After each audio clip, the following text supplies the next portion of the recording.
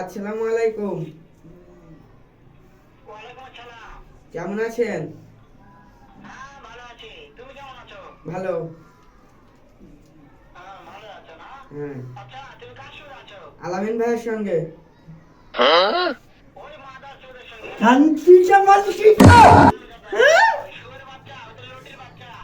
ওই সাহায্যদের বেটা মাগিল দিচ্ছে, এতই মাগিল তোমায় দিচ্ছে। মারব ওই হারামজাদার আমি সামনে পালে একটা এমন একটা চটকানে মারবো, শালা মাদার চোর। ও তো সব শুনছে।